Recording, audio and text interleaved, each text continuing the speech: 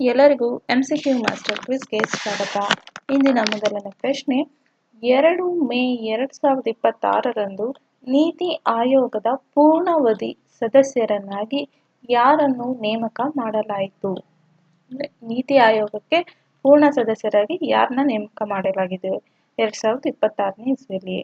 Option A KV Raju ಮತ್ತು M Srinivas, option B Rajiv Gauba ಮತ್ತು Abhay Karandikar, option C R Balasubramaniam ಮತ್ತು doctor Zoram Aniya, options D Ashok Kumar Lahiri ಮತ್ತು ಗೋವರ್ಧನ್ ದಾಸ್. ಸರಿಯಾದ ಉತ್ತರ ನೋಡೋದ ಆಪ್ಷನ್ ಸಿ ಆರ್ ಬಾಲಸುಬ್ರಹ್ಮಣ್ಯಂ ಮತ್ತು ಡಾಕ್ಟರ್ ಜೋರಾಮ್ ಅನಿಯಾ. ಇದ್ರ ಬಗ್ಗೆ ಸ್ವಲ್ಪ ಕರೆಂಟ್ ಅಫೇರ್ಸ್ ನೋಡೋದ. ಆರ್ ಬಾಲಸುಬ್ರಹ್ಮಣ್ಯಂ ಮತ್ತು ಡಾಕ್ಟರ್ ಜೋರಾಮ್ ಅನಿಯಾ ಅವರನ್ನು ನೀತಿ ಆಯೋಗದ ಪೂರ್ಣಾವಧಿ ಸದಸ್ಯರಾಗಿ ನೇಮಕ ಮಾಡಿದ್ದಾರೆ 2026ನೇ ಇಸ್ವಿಯಲ್ಲಿ. ಈ ಪ್ರಮುಖ ಘಟನೆ ಯಾವಾಗ ನಡೆದಿದೆ ಅಂದರೆ, ನೇಮಕ ಡಾಕ್ಟರ್ ಆರ್ ಬಾಲಸುಬ್ರಹ್ಮಣ್ಯಂ ಮತ್ತು ಡಾಕ್ಟರ್ ಜೋರಾಮ್ ಅನಿಯಾ ನೀತಿ ಆಯೋಗದ ಪೂರ್ಣಾವಧಿ ಸದಸ್ಯರು ಯಾವಾಗ, ಯಾವ ದಿನಾಂಕದಲ್ಲಿ ಅಂದರೆ 2 ಮೇ 2026 ಗೆಜೆಟೆಡ್ ಅಧಿಸೂಚನೆಯಾಗಿದೆ. ಇದು ಅನುಮೋದನೆ ಪ್ರಧಾನಮಂತ್ರಿ ನರೇಂದ್ರ ಮೋದಿಯವರು ಮಾಡಿರೋದು. ಅಧಿಕಾರ ಸ್ವೀಕರಿಸಿದ ದಿನಾಂಕದಿಂದ ಮುಂದಿನ ಆದೇಶದವರೆಗೆ ಇರುತ್ತದೆ. ಒಟ್ಟು ಸದಸ್ಯರು ಈ ನೇಮಕಾತಿಯೊಂದಿಗೆ ನೀತಿ ಆಯೋಗದ ಪೂರ್ಣಾವಧಿ ಸದಸ್ಯರ ಸಂಖ್ಯೆ 7ಕ್ಕೆ ಏರಿಕೆ ಆಗಿದೆ. ಈ ನೀತಿ ಆಯೋಗ ಪ್ರಸ್ತುತ ಆಯೋಜನೆ ಮತ್ತು ಇದರ ರಚನೆ ಬಗ್ಗೆ ನೋಡೋದಾದ್ರೆ, ಇದರ ಅಧ್ಯಕ್ಷ ಪ್ರಧಾನಮಂತ್ರಿ ನರೇಂದ್ರ ಮೋದಿಯವರು, ಉಪಾಧ್ಯಕ್ಷ ಅಶೋಕ್ ಕುಮಾರ್ ಲಹರಿ. ಇನ್ನು ಪೂರ್ಣಾವಧಿ ಸದಸ್ಯರು ಯಾರ್ಯಾರು ಅಂದ್ರೆ KV ರಾಜು ಮತ್ತು M ಶ್ರೀನಿವಾಸ್, ಅಭಯ್ ಕರಂಡಿಕರ್ ಮತ್ತೆ ಗೋವರ್ಧನ್ ದಾಸ್, ರಾಜೀವ್ ಗೌಬಾ, ಆರ್ ಬಾಲಸುಬ್ರಹ್ಮಣ್ಯಂ, ಜೋರಾಮ್ ಅನಿಯಾ ಅವರು. ಡಾಕ್ಟರ್ ಬಾಲಸುಬ್ರಹ್ಮಣ್ಯಂ ಅವ್ರ ಬಗ್ಗೆ ಸ್ವಲ್ಪ ತಿಳ್ಕೊಳ್ಳೋದ. ಇವರ ವೃತ್ತಿ ಬಂದು ಅಭಿವೃದ್ಧಿ ಕಾರ್ಯಕರ್ತ, ನಾಯಕತ್ವ ತರಬೇತಿದಾರರ, ಲೇಖಕ, ಸಾರ್ವಜನಿಕ ನೀತಿ ತಜ್ಞ. ಅನುಭವ, ಇವ್ರಿಗೆ ಸುಮಾರು 4 ದಶಕಗಳ ಅಭಿವೃದ್ಧಿ ಮತ್ತು ಸಾರ್ವಜನಿಕ ನೀತಿ ಅನುಭವ ಇದೆ. ಸಂಸ್ಥೆಗಳು ಸ್ವಾಮಿ ವಿವೇಕಾನಂದ ಯೂತ್ ಮೂವ್ಮೆಂಟ್ ಮತ್ತೆ grass roots research and advocacy movement ಸ್ಥಾಪಕರಾಗಿದ್ದಾರೆ. ಹಿಂದಿನ ಹುದ್ದೆ ಕೆಪಾಸಿಟಿ ಬಿಲ್ಡಿಂಗ್ ಕಮಿಷನ್ ನಲ್ಲಿ ಸದಸ್ಯ, ಏಪ್ರಿಲ್ 2026ವರೆಗೆ ಸಲ್ಲಿದ್ರು. ಅಂತಾರಾಷ್ಟ್ರೀಯ ನೋಡೋದಾದ್ರೆ, ಕಾರ್ನೆಲ್ ಯೂನಿವರ್ಸಿಟಿನಲ್ಲಿ ಮಾಜಿ ರೋಡ್ಸ್ ಪ್ರಾಧ್ಯಾಪಕರಾಗಿದ್ದರು. ಇವರು ಪುಸ್ತಕ ಕೂಡ ಒಂದು ಬರೆದಿದ್ದಾರೆ. ಯಾವುದು ಅಂದ್ರೆ power within the leadership legacy of Narendra Modi. ಇವರು ಅದಕ್ಕೆ ಲೇಖಕ. ಇನ್ನು ಡಾಕ್ಟರ್ ಜೋರಾಮ್ ಅನಿಯಾ ಅವರ ಬಗ್ಗೆ ತಿಳ್ಕೊಳ್ಳೋದ. ಇದ್ರ ವೃತ್ತಿ ಬಂದು ಶಿಕ್ಷಣ ತಜ್ಞ, ಸಹ ಪ್ರಾಧ್ಯಾಪಕಿಯವರು. ಈ ಹುದ್ದೆ ಅರುಣಾಚಲ್ ಪ್ರದೇಶ ಖಾಸಗಿ ಶೈಕ್ಷಣಿಕ ನಿಯಂತ್ರಣ ಆಯೋಗದ ಸದಸ್ಯೆಯಾಗಿದ್ದಾರೆ. ಅನುಭವ 18 ವರ್ಷಕ್ಕೂ ಅಧಿಕ ಬೋಧನೆ ಕೂಡ ಮಾಡಿದ್ದಾರೆ, ಸಂಶೋಧನೆ ಮಾಡ್ತಾರೆ, ಸಾರ್ವಜನಿಕ ನೀತಿ ಕೂಡ ಮಾಡಿದ್ದಾರೆ. ಇನ್ನು ಇತಿಹಾಸದ ಸಾಧನೆ ನೋಡೋದಾದ್ರೆ, ನಿಶಿ ಸಮುದಾಯದ ಮೊದಲ ಮಹಿಳಾ PhD ಪಡೆದಿದ್ದಾರೆ. ಅರುಣಾಚಲ ಪ್ರದೇಶದಲ್ಲಿ ಹಿಂದಿ ಭಾಷೆಯಲ್ಲಿ ಮೊದಲ PhD ಕೂಡ ಆಗಿದೆ ಇವ್ರದ್ದು.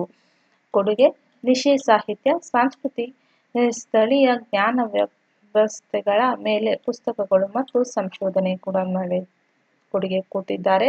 ಮಹತ್ವವನ್ನು ನೋಡೋದಾದ್ರೆ, ಅರುಣಾಚಲ ಪ್ರದೇಶದಿಂದ ರಾಷ್ಟ್ರೀಯ ನೀತಿ ನಿರೂಪಣೆಗೆ ಬಂದ ಮೊದಲ ಪ್ರಮುಖ ಬೌದ್ಧಿಕ ಧ್ವನಿಯಿದು. ನೀತಿ ಆಯೋಗದ ಬಗ್ಗೆ ನೋಡೋದಾದ್ರೆ, ಪೂರ್ಣ ಹೆಸರು ನೀತಿದು national institute for transforming India. ಸ್ಥಾಪನೆ ಆಗಿರೋದು 1 ಜನವರಿ 2015ರಲ್ಲಿ. ಪಾತ್ರ, ಭಾರತ ಸರ್ಕಾರದ ಉನ್ನತ ನೀತಿ ಚಿಂತನಾ ಸಂಸ್ಥೆ, ಸಹಕಾರ ಒಕ್ಕೂಟವಾದ ಉತ್ತೇಜನ. ಇನ್ನು ಮುಂದಿನ ಪ್ರಶ್ನೆ, ವಿಶ್ವದ ಮೊದಲ ಆಪ್ಟೋಸಾರ್ ಉಪಗ್ರಹ ದೃಷ್ಟಿಯನ್ನು ಯಾವ ಸಂಸ್ಥೆ ಉಡಾವಣೆ ಮಾಡಿತು? Option A ISRO, option B Skyroot aerospace, option C Galaxy ice, option D Agnikul cosmos. ಸರಿಯಾದ ಉತ್ತರ ಆಪ್ಷನ್ ಸಿ ಗ್ಯಾಲಕ್ಸಿ ಐ. ಇನ್ನು ಗ್ಯಾಲಕ್ಸಿ ಐನಿಂದ ವಿಶ್ವದ ಮೊದಲ ಅಪೋಲೋ CSAR ಉಪಗ್ರಹದ ದೃಷ್ಟಿ ಉಡಾವಣೆ 2026ರಂದು ಆಗಿದೆ. ಇದು ಪ್ರಮುಖ ಘಟನೆ ಇರುತ್ತದೆ. ಉಪಗ್ರಹದ ಹೆಸರು ದೃಷ್ಟಿ. ಯಾರ ಸಂಸ್ಥೆ ಇದು ಲಾಂಚ್ ಮಾಡಿರೋದು ಅಂದರೆ ಗ್ಯಾಲಕ್ಸಿ ಐ ಬೆಂಗಳೂರು ಮೊದಲ ಖಾಸಗಿ ಬಾಹ್ಯಾಕಾಶ ಸ್ಮಾರ್ಟ್ ಆ್ಯಪ್.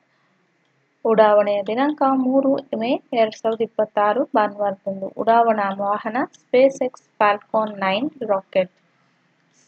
ಸ್ಥಳ ವಾಂಡೆನ್ಬರ್ಗ್ ಬಾಹ್ಯಾಕಾಶ ಪಡೆ ನೆಲೆ ಕ್ಯಾಲಿಫೋರ್ನಿಯಾ, ಯುಎಸ್ಎದಲ್ಲಿ.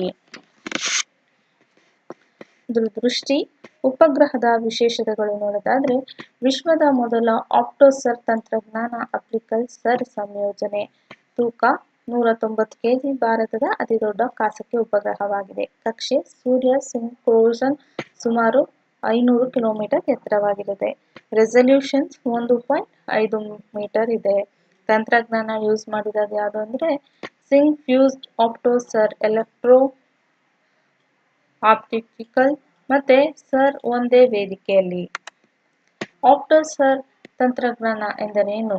ಇದು ಎಕೋ ಈಸಿ ಅಂದರೆ ಎಲೆಕ್ಟ್ರೋ ಅಪ್ಲಿಕಲ್ ಹಗಲು ಮತ್ತು ಸ್ಪಷ್ಟ ಆಕಾಶದಲ್ಲಿ ಹೆಚ್ಚಿನ ರೆಸಲ್ಯೂಷನ್ ಚಿತ್ರಗಳು ಕಾಣಿಸುತ್ತೆ. ಸರ್ ಅಂದರೆ ಸಿಂಥೆಟಿಕ್ ಅಪರ್ಚರ್ ರಾಡರ್.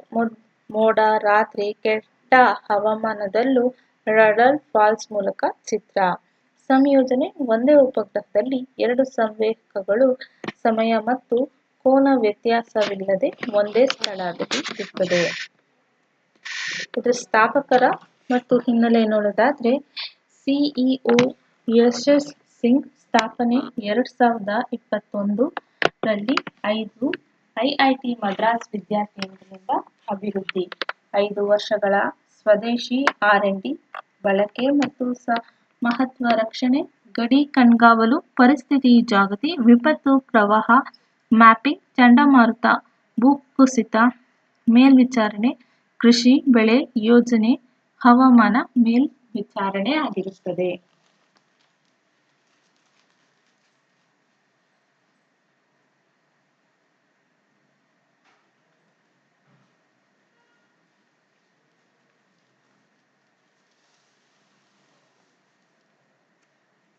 ಮತ್ತೆ ಮೂಲ ಸೌಕರ್ಯ, ನಗರ ಯೋಜನೆ, ವಿಮಾ ಮೌಲ್ಯಮಾಪನ, ಸಮುದ್ರ ಕಡಲ ಮೇಲ್ವಿಚಾರಣೆ ಕೂಡ ಆಗಿದೆ.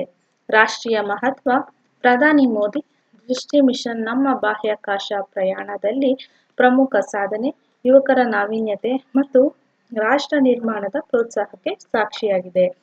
ಎಲನ್ ಮಸ್ಕ್ ಕಂಗ್ರಾಚ್ಯುಲೇಷನ್ಸ್ ಎಂದು ಎಕ್ಸ್ನಲ್ಲಿ ಪ್ರಕ್ರಿಯೆ ಕೂಡ ಆಗಿದೆ.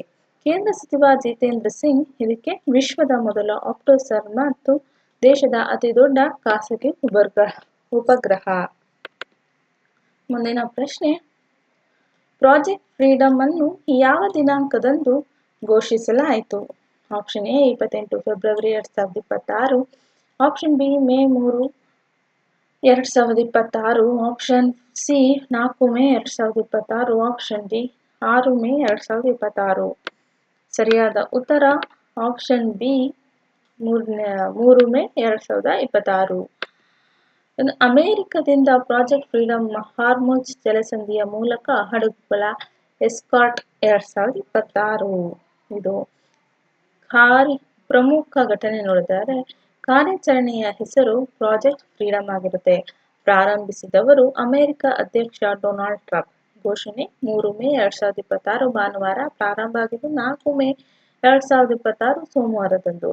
ಉದ್ದೇಶ ಇರಾನ್ನಿಂದ ದಿಗ್ಬಂಧಿಸಲ್ಪಟ್ಟ ಹಾರ್ಮುಜ್ ಜಲಸಂಧಿಯ ಮೊದಲ ತಟಸ್ಥ ವಾಣಿಜ್ಯ ಹಡಗುಗಳಿಗೆ ಸುರಕ್ಷಿತ ಮಾರ್ಗವಾಗಿದೆ ಇದು. ಇನ್ನು ಹಾರ್ಮುಜ್ ಜಲಸಂಧಿ ಬಗ್ಗೆ ನೋಡೋದಾದ್ರೆ ಇದು ಸ್ಥಳ ಇರೋದು ಎಲ್ಲಿ ಅಂದರೆ ಇರಾನ್ ಮತ್ತು ಒಮನ್ ನಡುವೆ ಪರ್ಷಿಯನ್ ಕೊಲ್ಲಿಯಲ್ಲಿ ಒಮನ್ ಕೊಲ್ಲಿಗೆ ಸಂಪರ್ಕಿಸುತ್ತದೆ. ಇದು ಅಗಲ ಕನಿಷ್ಠ 21 ಮೈಲಿ ಇದೆ, ಅಂದರೆ 33 ಕಿಲೋಮೀಟರ್. ಮಹತ್ವ, ವಿಶ್ವದ ತೈಲ ಮತ್ತು LNG 20% ಅಲ್ಲಿ ಸಾಗಣೆ ಆಗಿದೆ. ಸಮಸ್ಯೆ, 28 ಫೆಬ್ರವರಿ 2026ರಿಂದ ಇರಾನ್ ಅಮೆರಿಕ ಇಸ್ರೇಲ್ ಯುದ್ಧದಿಂದ ಮುಚ್ಚಲ್ಪಟ್ಟಿತು. ಇನ್ನು ಪ್ರಾಜೆಕ್ಟ್ ಫ್ರೀಡಮ್ ವಿವರವಾಗಿ ನೋಡೋದಾದ್ರೆ ಇದು ಸ್ವರೂಪ ತಾತ್ಕಾಲಿಕ ರಕ್ಷಣಾತ್ಮಕ ಮಿಲಿಟರಿ ಕಾರ್ಯಾಚರಣೆ ಆಗಿದೆ.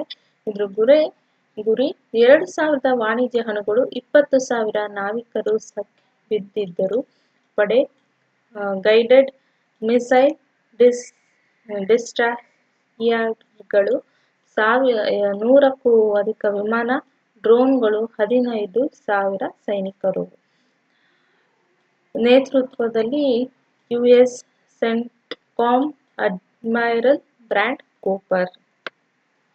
ಪ್ರಮುಖ ಬೆಳವಣಿಗೆಗಳು ನೋಡೋದಾದ್ರೆ 4 ಮೇ 2026ರಂದು ಕಾರ್ಯಾಚರಣೆ ಪ್ರಾರಂಭ. 2 ಅಮೆರಿಕ ವಾಣಿಜ್ಯ ಹಡಗುಗಳು ಜಲಸಂಧಿ ದಾಟಿದವು. 4 ಮೇ 2026 ಇರಾನ್ ಎಚ್ಚರಿಕೆ, ಯಾವುದೇ ಅಮೆರಿಕನ್ ಹಸ್ತಕ್ಷೇಪವನ್ನು ಕದನ ವಿರಾಮ ಉಲ್ಲಂಘನೆ ಎಂದು ಪರಿಗಣಿಸಲಾಗುತ್ತದೆ. 6ನೇ ತಾರೀಕು ಮೇ ತಿಂಗಳಲ್ಲಿ ಟ್ರಂಪ್ ಕಾರ್ಯಾಚರಣೆಯನ್ನು ತಾತ್ಕಾಲಿಕವಾಗಿ ಸ್ಥಗಿತಗೊಳಿಸಿದ್ದೇವೆ ಎಂದು ಘೋಷಣೆಯಾಗಿದೆ. ಇದರ ಕಾರಣ ಏನಕ್ಕೆ ಅಂದ್ರೆ ಇರಾನ್ ಜೊತೆಗಿನ ಶಾಂತಿ ಮಾತುಕತೆಯಲ್ಲಿ ದೊಡ್ಡ ಪ್ರಗತಿ ಕೂಡ ಸಿಕ್ಕಿದೆ. 16 ಮೇ 2026 ಏನಾಯಿತು ಅಂದ್ರೆ ಇರಾನ್ ಪ್ರಕ್ರಿಯೆ ಹಾರ್ಮುಜ್ಗೆ ಹೊಸ ಸಂಚಾರ ನಿರ್ವಹಣಾ ವ್ಯವಸ್ಥೆ ಮತ್ತು ಶುಲ್ಕ ಘೋಷಣೆ. ಫ್ರೀಡಂ ಪ್ರಾಜೆಕ್ಟ್ ನಿರ್ವಹಣಾಕಾರರಿಗೆ ಮಾರ್ಗ ಮುಚ್ಚಲಾಗಿದೆ. ಮುಂದಿನ ಪ್ರಶ್ನೆ, ಪ್ರಶಸ್ತ್ 2.0 ಅನ್ನು ಯಾವ ಸಂಸ್ಥೆ ಅಭಿವೃದ್ಧಿಪಡಿಸಿದೆ? Option A CBSE, option B NCERT, option C UGC, option D NIOS. ಸರಿಯಾದ ಉತ್ತರ ಆಪ್ಷನ್ ಬಿ ಎನ್ಸಿಇಆರ್ಟಿ. ಎನ್ಸಿಇಆರ್ಟಿಯಿಂದ ಪ್ರಶಸ್ತ್ 2.0 ಬಿಡುಗಡೆ. ಶಾಲೆಯಲ್ಲಿ ವಿಕಲಚೇತನೆಯ ಆರಂಭಿಕ ಪತ್ತೆಗಾಗಿ 2026 ಇದು. ಪ್ರಮುಖ ಘಟನೆ ನೋಡೋದಾದ್ರೆ ಉಪಕರಣದ ಹೆಸರು PRASHAST 2.0 pre assessment holistic screening tool.